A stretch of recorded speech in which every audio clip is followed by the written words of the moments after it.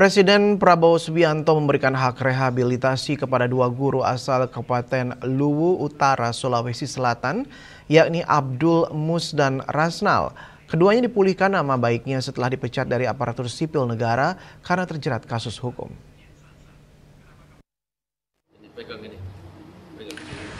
Presiden Prabowo Subianto memproses pemberian rehabilitasi kedua guru tersebut di Pangkalan TNI Angkatan Udara Halim Perdanakusuma, Jakarta.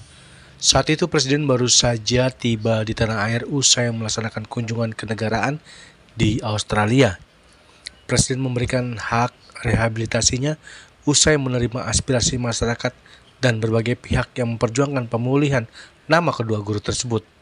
Proses ini turut dikawal oleh Wakil Ketua DPR Sufmi Dasko Ahmad, Menteri Sekretaris Negara Prasetyo Hadi, serta Kepala Badan Komunikasi Pemerintah Anggaraka Prabowo.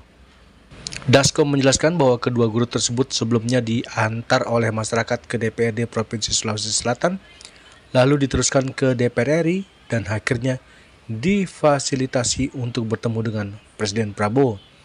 Dengan diterbitkannya surat rehabilitasi tersebut, pemerintah memulihkan nama baik, harkat martabat, serta hak-hak kedua guru yang selama ini terimbas persoalan hukum. SMA yang dari Luwu Utara, berdasarkan aspirasi dari masyarakat yang beredar di media sosial, dan juga kemudian Pak Abdul Mus dan Pak Rasnal ini diantar ke DPRD Provinsi Sulawesi Selatan pada hari ini, dan kemudian dari teman-teman DPRD Provinsi Sulawesi Selatan tadi datang mengantarkan ke DPR RI, dan kami terima, dan malam ini setelah koordinasi dengan Mensesnek kami antar ke Halim untuk bertemu dengan Bapak Presiden, dan alhamdulillah tadi sudah ditandatangani surat pemberian rehabilitasi kepada kedua guru ini. Selanjutnya Pak Mensesnek akan memberikan sedikit.